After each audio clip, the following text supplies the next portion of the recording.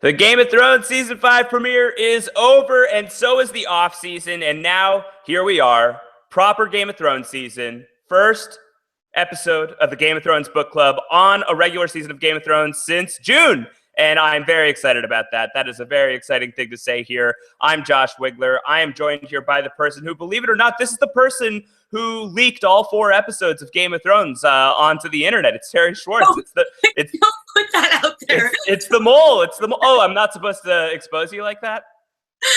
Well, I just want to give that gift to the world. And then I tweeted some opposite reactions to put people off my trail. Right. No, it was very clever. It was very Littlefinger of you, Terri. Yeah, well, this show taught me literally everything I know. I had 0 education before I started reading the Game of Thrones books. And now all I know is to manipulate and torture and try to climb to power. So I think it's worked pretty well so far. It's worked really well. And everybody who has already seen the first 4 episodes of this season, thanks you very much, Terri, for doing the Lord's work, the Lord of Light's work on this one. I'm going to have the Unsullied show up at my door to murder me. HBO's Unsullied. They're gonna be like, yeah, if you guys can't tell, this is not true. Terri is not the source of the leak. So before anyone gets any wild ideas or wildling ideas, it is not Terri. Terri, what do you think of the fact that the first 4 episodes of this season have leaked? It actually hugely bummed me out. It sucks, right? I know there's no way to prevent it, but I tweeted yesterday. I was like, just wait, honestly. A lot of those episodes are unfinished. They're sent out to help people prep coverage so that we can get cool interviews and have answers for fans when they do air. And the fact that they leak makes it less likely for HBO to do that in the future. Yeah, it's just a bummer and like a weird, gross violation of trust, of HBO's trust. I think, I get it. People will go into movie screenings and record movies and do that, but I don't know. Sort of shitty. I'm with you. It sucks. And I do wonder how it's going to affect people who get screenings of this show, whether or not that's going to be something that continues or if this is really going to be the nuclear bomb that ends that. So definitely a disappointing situation. Just to say it outright here, obviously the Game of Thrones Book Club, this is the podcast we do on post-show recaps for people who watch Game of Thrones and also read the books that the show is based on. So spoilers from the books are fair game every time we talk about this show. Terri has seen the first 4 episodes of Game of Thrones Season 5. She was one of the lucky journalists who got those episodes in advance. We're only talking about episode 1. We are only talking about the premiere episode of Game of Thrones Season 5. I have not seen the next 3 episodes. I'm sure some of you have. If you have, keep your questions limited to just what happened in this past episode. I don't want to find out for sure what's happening in these next episodes, and I'm sure that there are a lot of you who agree with me. So let's just try and be cool. We said this last night during the live show, the live recap of the premiere. Just be cool. Just be cool. We all want to have nice things. We all want to experience this the way that it was intended to be experienced. So just if you have watched those episodes and you know what's coming up, just keep that stuff to yourself. Be cool. We'll get to that stuff eventually. Does that sound fair, Terri? Yeah, though I can't believe you didn't hear that Rickon pops back up and is a main character for the rest of the season. I don't believe anything that you've just said. I don't buy that for a minute. But maybe it's possible. I don't know. This is not. That was a lie again. This is the season that is veering wildly off book. As we have already started to see with last night's episode, there are some major departures. And I have certainly heard from some people who come at this either books first, they knew the books before the show ever existed, or they are more loyal to the books than they are to the show. But I have heard from a lot of those people already that they are not thrilled with a lot of the changes that were made last night. And if last night is a sign of things to come on Game of Thrones, that they're going to be very upset with the rest of the season. Personally speaking, and this is something that you and I have talked about a lot, Terri, I feel as ready for it as I possibly can be. I kind of have to put on a happy face because I'm going to be covering this show no matter what, as are you. It's kind of our job. But it's not a fake happy face. I really did like the season 5 premiere. I'm open to the changes. The book is always going to be the book when we get there, whenever Winds of Winter comes out. The things that are in Dance with Dragons and Feast for Crows that are not going to make it onto the show, all of that is still real as far as this story goes. Just in a different medium. And I'm okay with the two being different. And I think that some of the changes they're making could be interesting. And actually, I think that the first change that we're going to talk about today is potentially one that I prefer. So we'll get into all that stuff.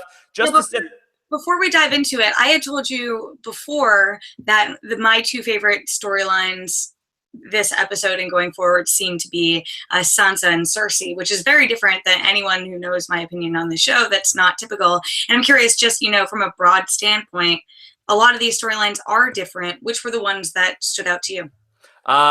In terms of the ones that are different?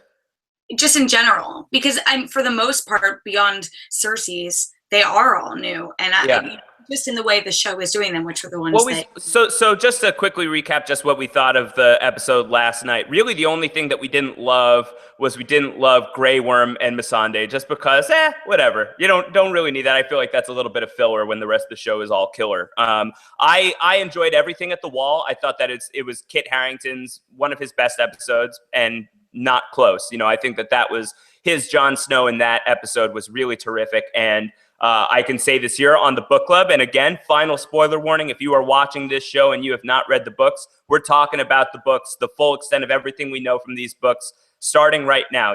Given where we know, Terri, where the Jon Snow story is going to go, that it's going to go through him becoming Lord Commander. It could potentially go through the assassination attempt or the assassination, however you land on the issue right now.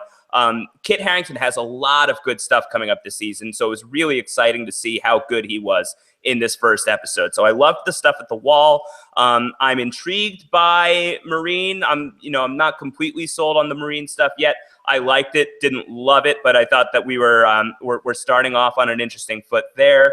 And I love that Varys is, as involved in the Tyrion stuff as he is. This is really, I believe, this portion of the story is supposed to be Illyrio right now. And even though they're in Illyrio's house, Illyrio is nowhere to be seen, at least not yet. And I really like that it's Varys, because Varys and Tyrion together are such great characters. It's such a great dynamic. And I'm thrilled to have him be a part of that storyline. So I think that the show just has to, by necessity, trim some of the fat, do the show the way that it does things, play to the strengths that it has. And I think that the Tyrion and Varys thing is a good example of that. So overall, I really did authentically like the episode quite a bit. But I do know that there are some people who do not feel that way. Right.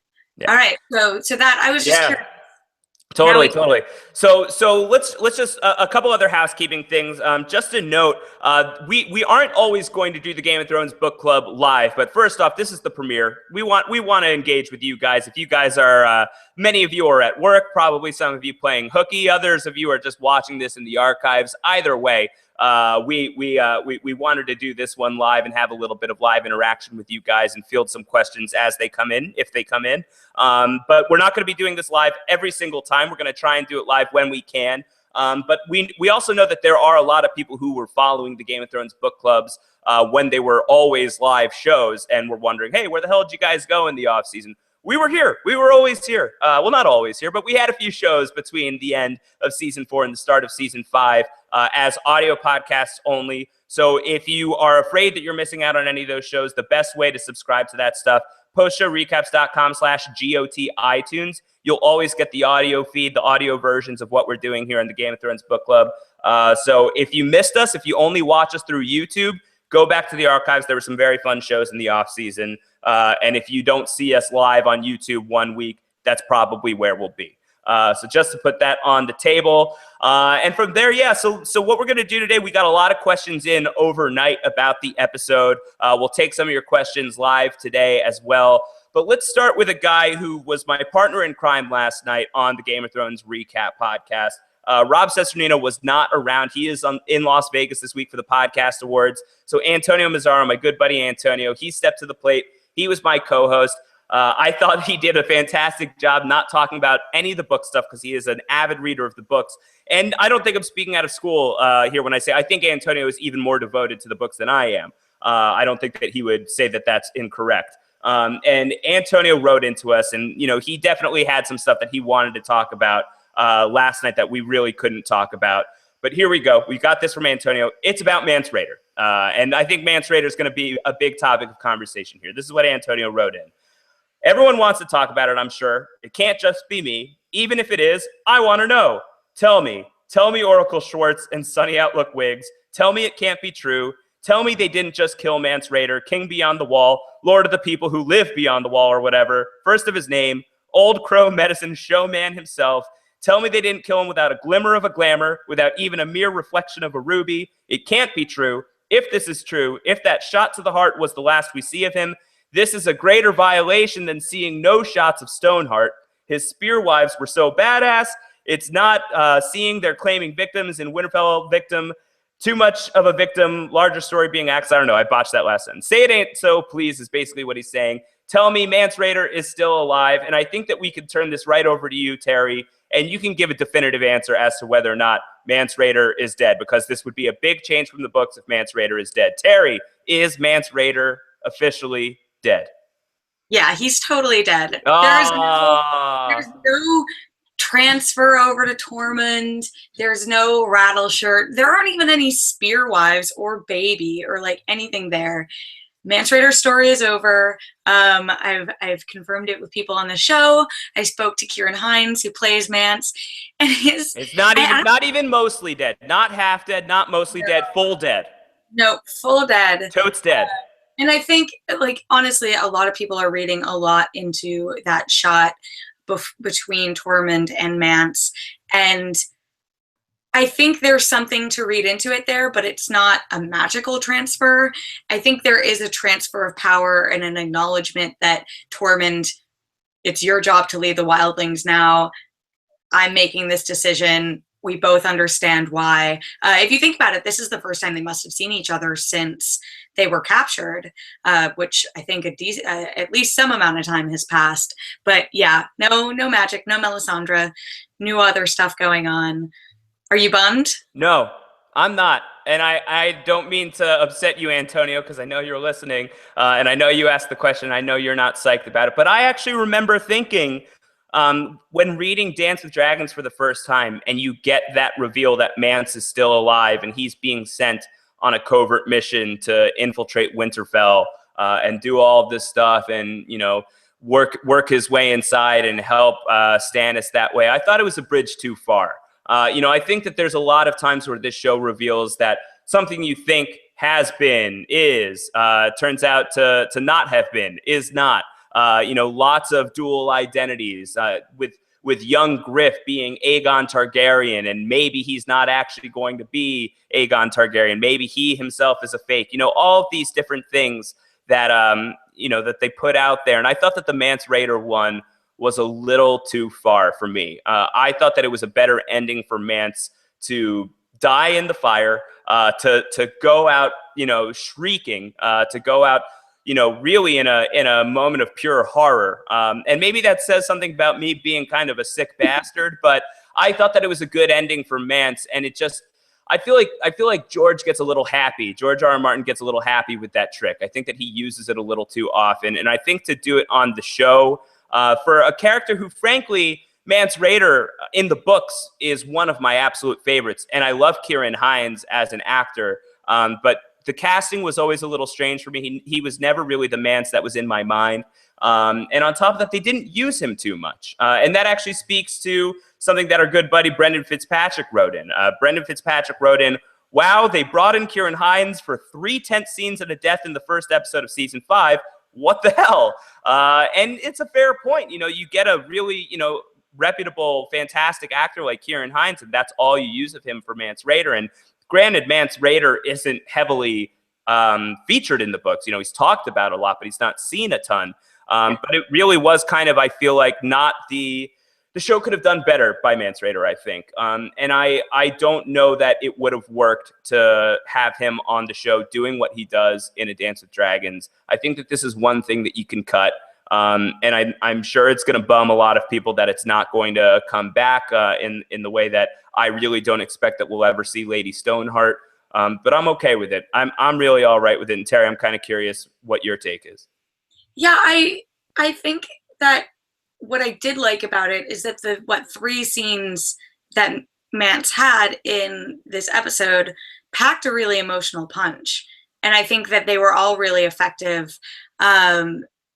And also do a great job of setting up Jon's journey this season. If you think about it, he's really been driven by the the leader influences in his life. And right now, the two most important ones are Mance and are Stannis.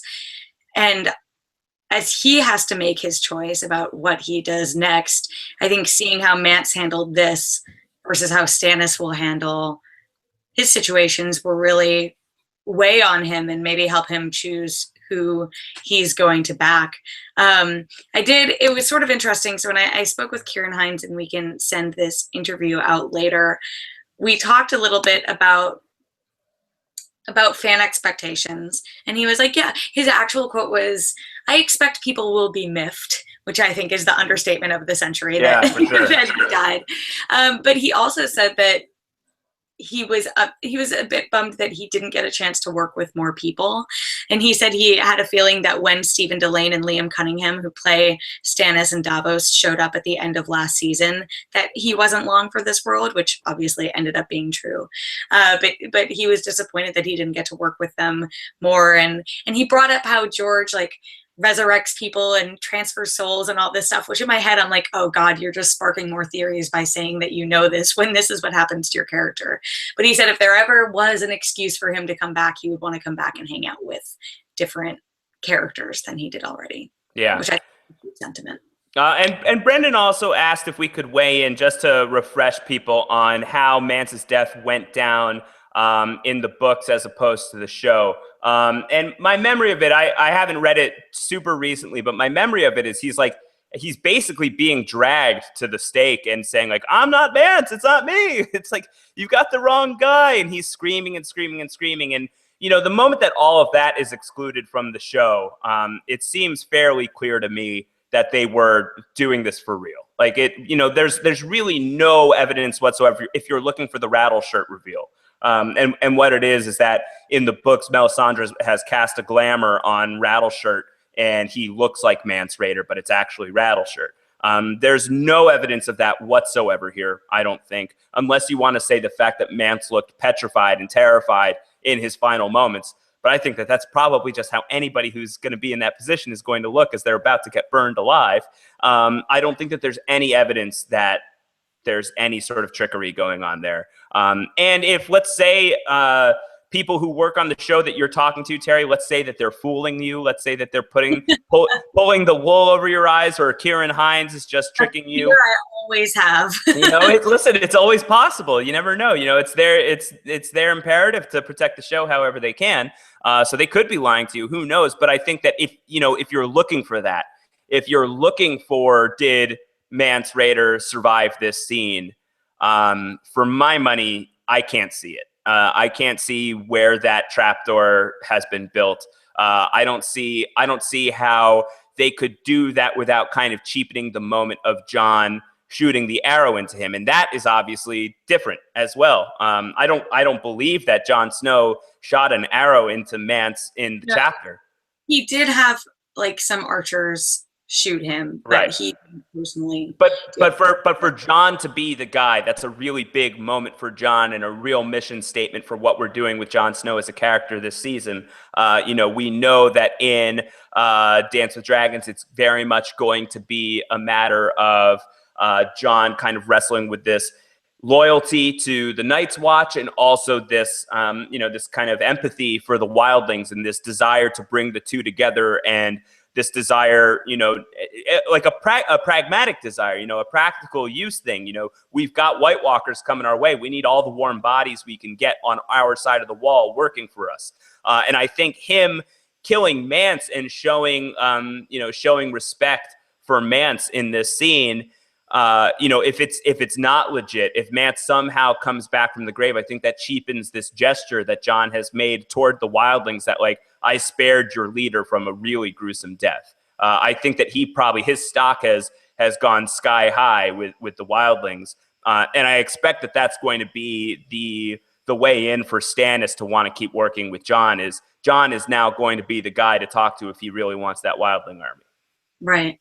And I think we haven't really addressed the flip side of this, what it means for Mance's journey to not progress. And I'm purely speculating on this, but I've been thinking about it for a while. And I honestly think if they do Theon the same way as his storyline happens in the books, he loses a lot of his agency like having Mance be the one to help him escape versus him taking on losing Reek, becoming Theon again, and doing it himself.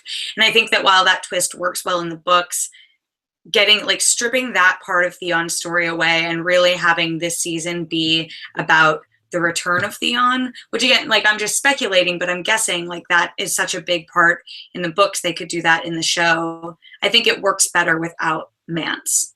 I don't know if you have thought about that at all or if you agree. No, I do. I totally agree. Listen, I'm not that ripped up about this. There's other things that I could be ripped up about. I'm not so ripped up about Mance being dead. I think it was a powerful moment to close the first episode of the season on. And I think just with the way that they had treated the character on the show, I think it makes sense for them just to write him off here. And I think with everything coming up, I think there's going to be ways of doing what Mance was accomplishing with other characters. Right. Just how I feel. All right. Anything else on Mance, or do you want to move on? Let's move on. Let's move on. So let's move on to the top of the episode, the flashback, where we get the Maggie the Frog scene with Cersei, which I thought was pretty terrific, even though Maggie the Frog doesn't quite look like I expected her to. Maggie was a straight babe, and I was totally into it. You know who she is? I don't know the name of the actress off the top of my head, but have you ever seen Last of the Mohicans? I have not. You should see Last of the Mohicans. It's a great movie. Well, spoiler alert for anybody who hasn't seen Last of the Mohicans. She's the sister who like jumps off the cliff. You know that one? Yeah, it is great. Sorry, I just spoiled a climactic moment for you, Terry, but you'll forget about it. But no, I was surprised. I was like, oh my God, it's the same person. You didn't put your Last of the Mohicans spoiler alert at the top. No. Well, I just did before I said it, so it's fine. But no, she really was a babe. But isn't she supposed to potentially be confused for a Children of the Forest, one of the Children of the Forest in the books? Yeah. So isn't that a theory that some people have? I don't think that theory could possibly exist on the show. Yeah, I don't think so. And maybe that was intentional. Maybe they just want to make it clear that she is what she is. This drove Cersei crazy. Yeah. And book readers crazy because, as I was teasing before, there's something right at the top of the episode that your diehard book fan is going to be peeved that they left out. Yeah, so this is it. So Antonio Mazzaro is in the chat room.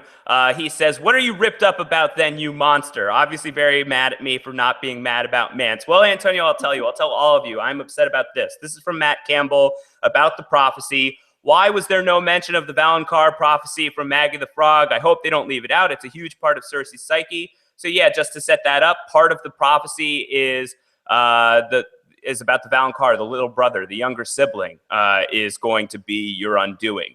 That is completely left off the table here. Terri, why are they doing that to us? Why are they doing that to me? I have no idea. To be honest, I don't have answers there. But it's still... The whole thing to me about that prophecy is that it's so vague. It's what Cersei makes of it, and what will end up happening with it is super unclear. Like, could the second son be the second sons? Like, could it not be someone she's related to? Could it be Jaime? Could it be Tyrion? Is anything even going to come of that eventually? I think it's if the show is going to laser focus on the conflict between Cersei and Margaery this season, which it certainly seems like it is, to have just that one small part of the prophecy set that up works. I mean, she doesn't have Tyrion in her sights right now that she can be super mad at him. I think it's justifiable that she hates him and is mad at him that he killed their father. But yeah, I don't really have a good answer. I guess it all depends how it plays out in the books, if it ends up being important or not. But I think that it not being on the show isn't a sign that it won't be important in the books. It makes me sad. It makes me very sad because I think that I think that really explains a big part of the reason why she so fiercely hates Tyrion. And I feel like as we're trying to humanize Cersei a little bit this season, and with the storyline that's coming her way, I feel like that's a big part of it. It's just like, like this childhood nightmare that she goes through is a big part of why she just hates her little brother so much. I mean, there's other reasons too, but I feel like that's a big one. And to leave that off the table does break my heart a little bit, I will say. And then the other thing is, she murders her friend in the books. She doesn't do it here. Maybe that's a bridge too far, but this is from Gianfranco Gervaso, who wrote, could this flashback, could it be that there's room for more, or was it just for this one episode? And that's something that I'm curious about as well. Could we see this flashback to the time of Cersei as a kid with Maggie the Frog? Could we see more of that throughout the season? Do you think that we'll return to this at all? And could it be to kill the kid? No. No. That's it. Straight up no. No, I mean, yeah, no. Everything that I have been told about it and that I've read about it is that they justified it not being a straight flashback, more like being like a dream, like prologue to this season. This is what we got. This is what they're dealing with. If they do flashbacks again in future seasons, maybe, but this is what we have. All right, well, let's talk about flashbacks for future seasons. This from Brendan Fitzpatrick as well. Since we are doing the flashback thing this season, do you think that there's any chance that we'll ever get some Rhaegar? What would be the best flashback you'd want to see? What do you think, Terri? The precedent has been set. We can do flashbacks on Game of Thrones now. Are we going to get any Tourney of Harrenhal? Are we going to get any Rhaegar? Are we going to get any Lyanna? Are we going to get any Duncan Egg? Are we going to get any Robert's Rebellion? Are we going to get any more flashbacks on the show? And if so, what would your money be on? What do you think would be a candidate for an actual flashback that we could get on Game of Thrones? One of our mutual good friends, Kara Warner, is every time she sees David and Dan, she also covers this show, she says, when am I getting my Tourney at Harrenhal episode? And they promised that they would deal with it eventually, whether that means a flashback or what have you. I would love to see Rhaegar and Lyanna. I think that would be my dream for the show, is to get to see them. I don't think we'll get a whole Tourney and Harrenhal episode, but I would love that. But I almost wonder if it would cheapen Rhaegar and Lyanna for us to see them instead of just hear about them. Like, I wonder. You think that it does more to their to kind of their reputation and like sort of the epic nature of their romance if they are just not seen, if they're just heard of, if they're spoken of. We just imagine them in our own minds. So as much as I would love to see that, I almost feel like it couldn't possibly live up to my expectations of what I'd want that to be. The one flashback. Yeah, that said, I'm seeing in the chat room from Sophia Larangera, Tower of Joy with a big exclamation mark. And when I see that, it's just kind of like, I kind of really want to see that very badly, in fact. Yeah. Tower of Joy. I feel like the Tourney at Harrenhal wouldn't live up to my expectations, so I would totally take a whole episode or a whole season. Tower of Joy, but what I really would like to see is the scene from Dance with Dragons when Bran is looking through the weirwood and he sees Ned about to confess. You know what I'm talking about? No, I know what you're talking about, but don't count on it because Bran's not here this season. He's not. I don't think it would be this season, but I remember talking to Isaac Hempstead, right, who plays Bran, about that scene, and he said they shot it for the pilot. So they could technically just reuse that footage and bring it back later. They wouldn't even have to bring back Sean Bean. It could just be. But Sean Bean would love to come back.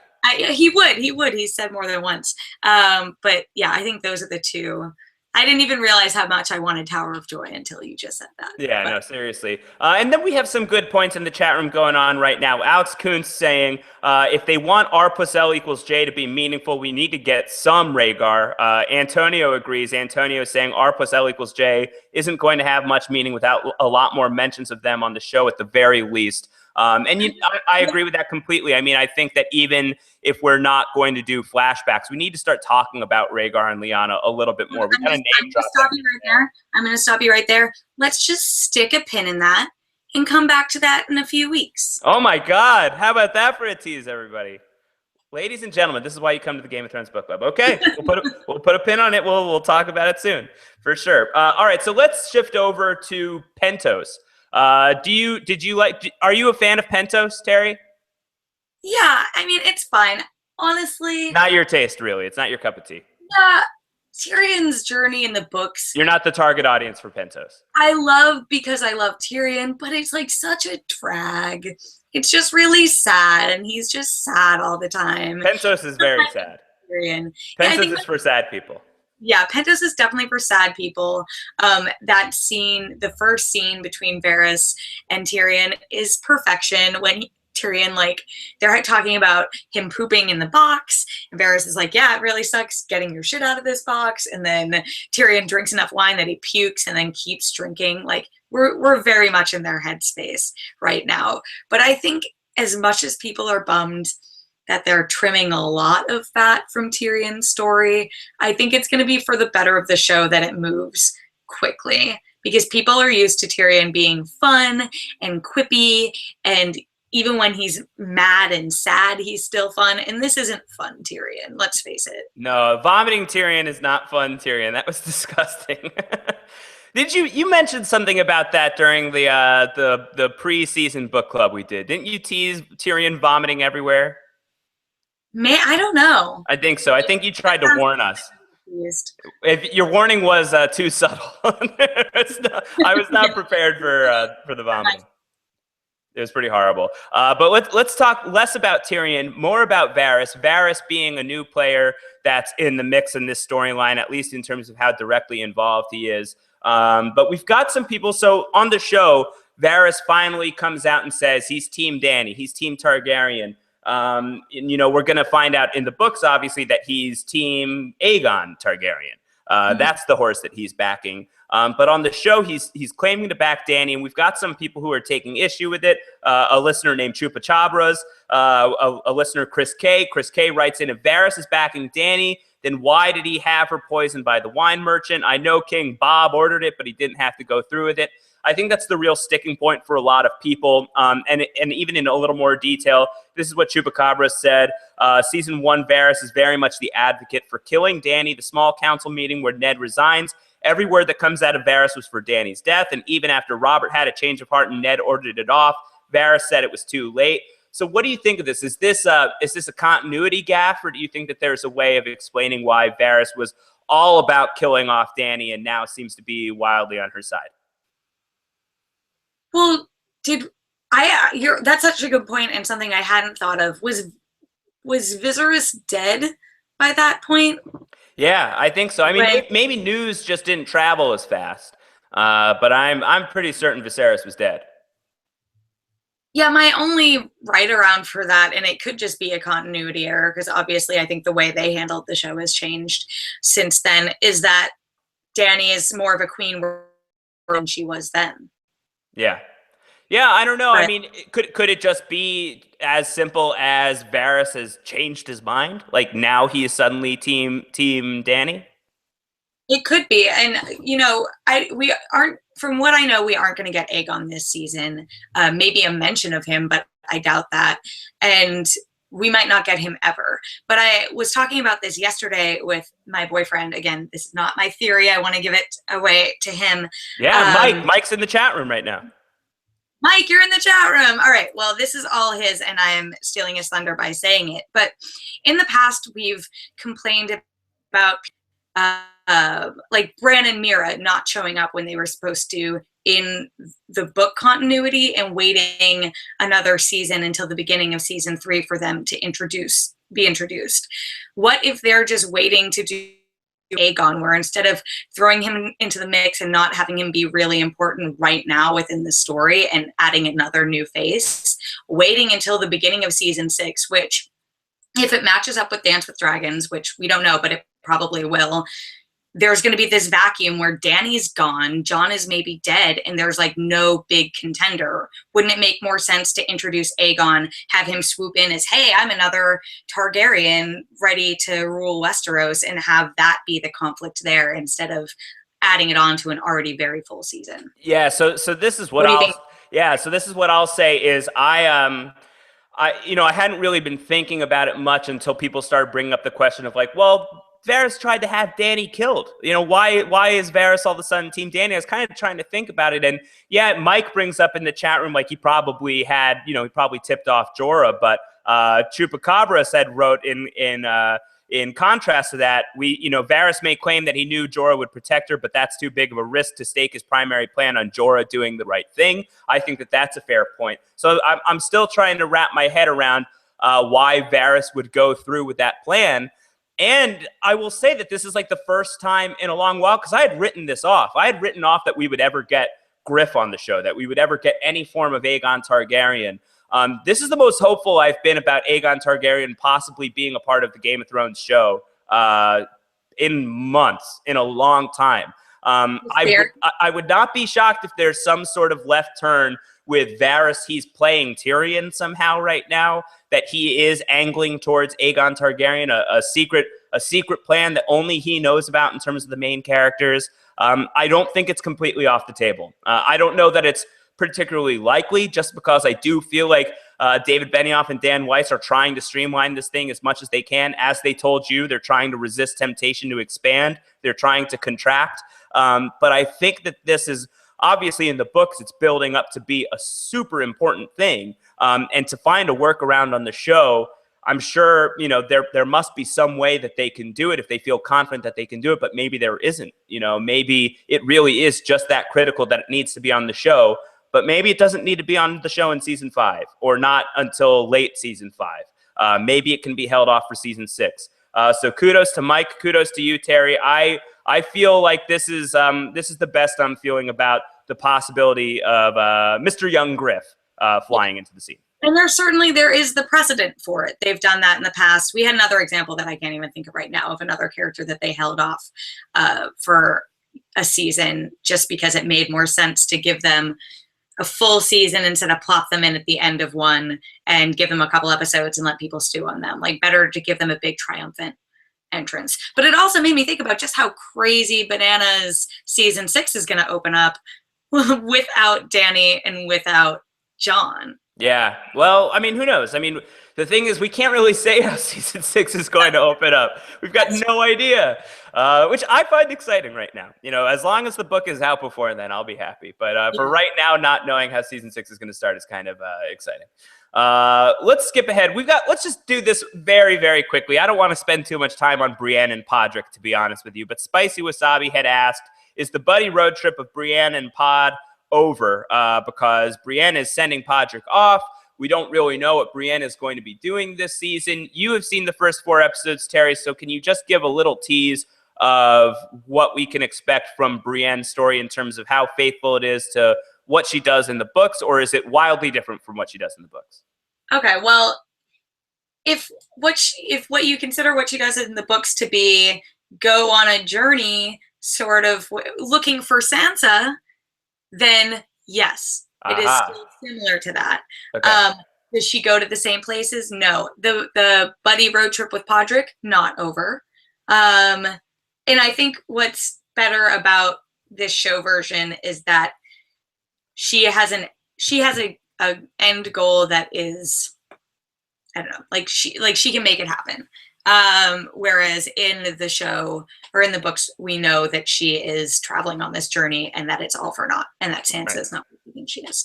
Yeah. So I think her show story is going to be different, but still in the spirit of what she was doing in the books. Meandering. And an awesome pod. So. Awesome pod. Yes. I think less meandering. Okay. I'm into it. I'm feeling it. Well, let's talk about Sansa. Let's spend some time on Sansa.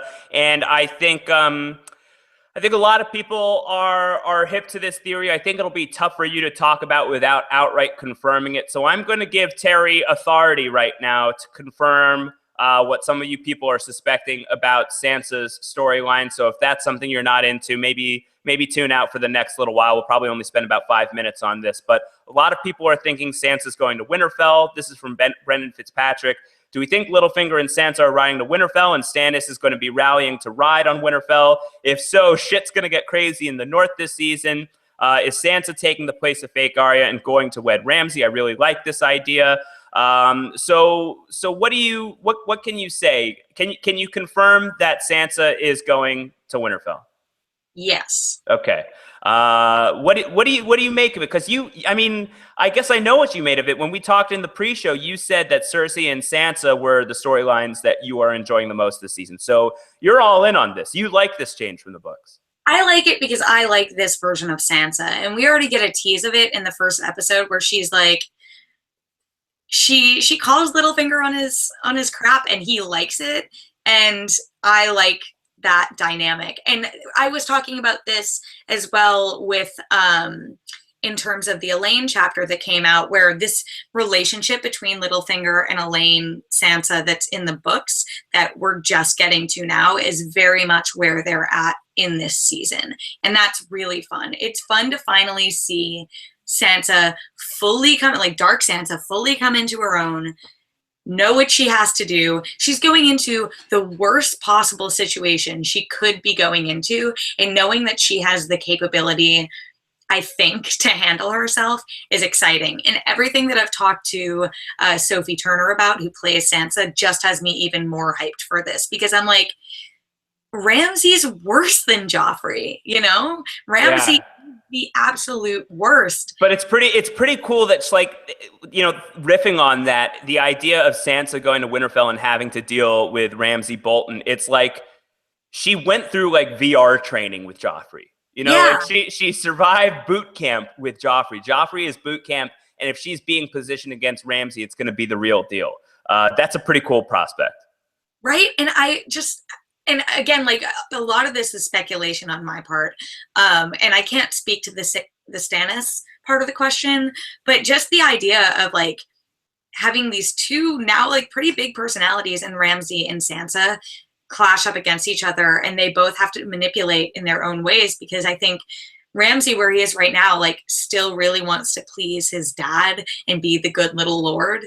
Whether or not he's successful in that, we'll have to wait and see. Whether or not he'll be as horrifying as he is in the books, we'll have to see if that comes back.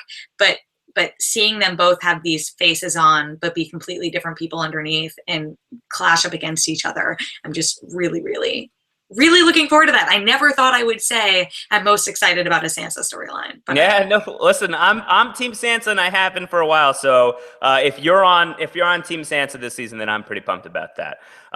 Let's also, we had from Carrie. Carrie S wrote in and said, asked where Littlefinger is going. Maybe where Rickon is. So I guess we could say poo-poo to that. Not where Rickon is. We'll never see Rickon again. I stand by my theory that at the very end of the series, everything's going to be destroyed, and just Rickon will pop up from under a rock, and it'll be his Westeros. He's finished with his nap. Yes. It's over. Let's talk about Loras for a little while. We got a lot of talk about Loras in the chat room actually earlier, talking about the depiction of Loras. A bunch of people were talking about that topic, and Chris Evans wrote, do either of you have a problem with how the show has handled and is continuing to handle Loras? To me, they've just turned him into a complete caricature, and his only notable trait appears to be him being gay. Kind of a shame. I think that this has been a complaint about Loras for a while now, because Loras is supposed to be this very gifted knight and this very gifted warrior, and we haven't been, you know, treated to that side of him pretty much at all on the show. You know, I really struggle to think of an instance where Loras is allowed to be the Knight of Flowers, you know, the reason why he is such a badass himself. And they really have just kind of been focusing on his sexuality. That tends to be Loras's thing. But this is from Hannah. This is a separate thing from Hannah about Loras. Hannah writes in, is Loras getting the everyone knows who cares scene, essentially sealing his fate this season, knowing what's to come? I can't see them taking the time to show us this otherwise. And of course, in the books, we're going to hear about whether or not it actually happened, but we're going to hear that Loras is part of the charge against Dragonstone. He is going to be at battle there. He's going to be severely, potentially mortally injured at Dragonstone in a big heroic moment. Could we get that? Is that something that you think that we could actually get with Loras at some point this season? And if so, does that make up for the fact that we haven't been getting that side of him? Maybe. I'm not sure. And I think at a certain point he will have to be sent away from King's Landing. But I think there's a reason why they're leaning so heavily on the Loras' gay stuff, and it will become evident. And I think it's sort of cool what they do with him this season, at least from what I've seen. So, but it certainly could end with the Dragonstone stuff. But I wonder how much they're going to trim of the sieges. Like we were talking about, obviously there's not going to be a siege at River Run because Jaime is in Dorne. Like I feel like a lot of the ancillary action in the books is probably just going to get cut for the sake of not confusing the show audience too much. Yeah. All right, well, let's move on. Let's start finishing up here. Let's start wrapping up, and let's go back to the wall, albeit indirectly. This is from the great Geek Furious, the amazing Geek Furious. Geek Furious writes, "Do you think that David and Dan decided to avoid Lady Stoneheart and the Mance ruse because they wanted to save a magical resurrection for a bigger character later?" Yes, And 100%. yeah, and of course, if you don't know who we're talking about John after John is going to be killed. It certainly seems, or very close to dead, mostly dead at the very best.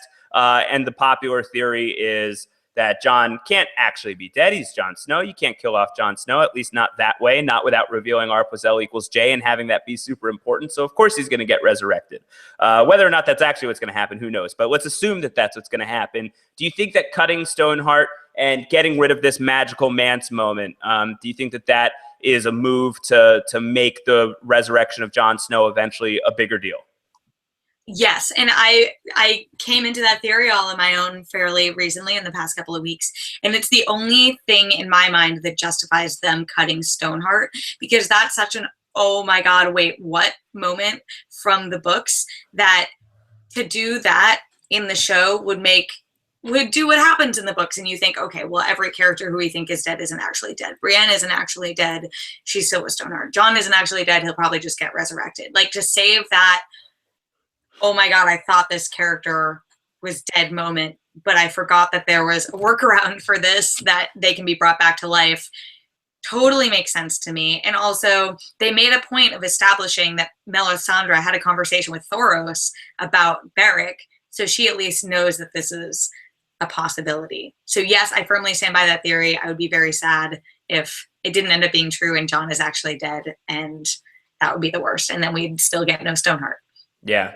I mean, I still don't think that we're ever going to get Stoneheart, even if no magical resurrection of Jon Snow is to come. It's just never going to happen. Oh, no, same. I would just be disappointed if this theory Jon wasn't resurrected and we still got no Stoneheart. Totally. All right. And then I don't know how much you can weigh on this. This is the last question we'll do today. This is from Brendan Fitzpatrick. Again, Brendan wrote like a million questions, so we got like 3 or 4 of them. Brendan's the best. Brendan wrote about Sam and Gilly, my favorite. Sam, who's having the best season ever. He's just the man. Brendan wrote about Sam and Gilly. Sam and Gilly had a nice conversation about being sent away. So John is totally going to send them away this season like he does in the books. But the question is, will he send him to Old Town, or will they change it for the show? First of all, can you address this question without saying too much? I honestly don't know much about it. Okay, cool. So you can't say much yet. What's your feeling on it? I don't think that he's going to be sent away at all, honestly. You think he's staying, and why? Why do you think that? I just think they're already sending Jon away from the Wall to do Hardhome. They're going to have someone back at the Wall watching it. I don't know. I don't think that, I think to do the Old Town stuff or anywhere wouldn't even really make that much sense, because there isn't the baby issue in the show. Right, yeah. The Mance Raider baby doesn't exist. Yeah. And it doesn't seem like Melisandre's all that interested. Yeah. There's no royal baby to kill. So I think that does kind of cheapen the need to send Sam away. And I think the other piece of it, too, is that Pip and Gren are dead. And there's just not a ton of people on the Wall that Jon can bounce off of, recognizable people other than Dolorous Ed, who's terrific, but only one person. There are other, recognizable people on the Wall. There's Alistair Thorne. There's Janos Slint, but he's probably not going to be around for very long. And, in terms of friendly faces, Sam is really the big one. That's not a joke at Sam's expense, but Sam is the big one. And I think that sending him away would probably be, that's another thing that I think the show would have a hard time recovering. But that said, Old Town seems to be a really big deal in the books, and I wonder if it will be a big deal on the show. We haven't really heard much about Old Town whatsoever. So I don't know. We'll see. Yeah, that's not, at least within the first 4 episodes, that's not anything that's addressed. Sam is still at the Wall. That's where we stand. So, yeah, I'm not sure. All right. Well, I think that's going to do it. I think that's going to do it for round 1 of the Game of Thrones Season 5 Book Club, Terri. That was a fun one. God, I'm nervous and excited for the rest of the season. I really think that there's some cool stuff ahead, at least that I've seen, that I have been like dying to talk with you all about. So be excited for at least the most of the first half of the season, and then who knows. Yeah, I am. I mean, at the very least, it's fun to watch a disaster unfold. I mean, like in the absolute worst case scenario, if like all of the departures from the books are just dreadful and terrible, that will be fun in its own way. So I don't know. I mean, I'm greatly looking forward to it. As I've said before, I'm pretty agnostic when it comes to this stuff. I'm not, super diehard about just about anything. There are some things that can get left out that are going to break my heart. I am sad that the Valonqar thing has not been mentioned and probably won't be mentioned, but I'll live. I'll get over it. But I know that this is really, these books are books that people have really fallen in love with and have a serious attachment to. And, there are people who are just very ripped up about some of the changes that have already happened, and certainly a lot of the changes that are going to be on the way. And it's your right to feel that way if you feel that way. But for my money, I'm okay with just letting it ride, seeing how it goes. I thought that the first episode was really fun. And based on your endorsement of the next 3, I'm excited to see where those go. And I'm excited to see where the season goes. So train wreck or awesome train, we are going to be on this train all season long. Terri and I, we're going to be talking about Game of Thrones on the book club. Again, not always live. We will let you know when we are live. No plans for next week yet, but that may change. This was very fun, and if you guys can come in and do that, that would be awesome. So we'll keep you posted on when we do the next live show, but at the very least, you'll get an audio version. Again, best way to do that, postyourrecaps.com/GOT iTunes. Follow Terri on Twitter, the associate editor of zaptoit.com, Terri Schwartz, the best. Follow all of her Game of Thrones coverage, everything that she does, at Terri_Schwartz. Schwartz, not shorts. Terri Schwartz. Different thing. But follow Terri Schwartz. I'm at Round Howard, like Ron Howard, but rounder. If you got this far, what should our hashtag be? Something about Mance Raider. I was going to say, how about hashtag no Mance? It's not a show, Mance. There is no Mance. We are down with Mance. So let's go hashtag no Mance if you made it this far. We see there's a lot of people who've been in the chat room and a lot of people who are watching us live. So thank you very much for everybody who tuned in. And thank you everybody who's listening in the archives. And we'll be back very soon. We'll have a feedback show with Rob Cesternino later this week. Otherwise, we will see you Sunday night for the next recap of episode 2 of Game of Thrones. And we'll see you next week for round 2 of the book club. Take care, everybody. Bye. Bye.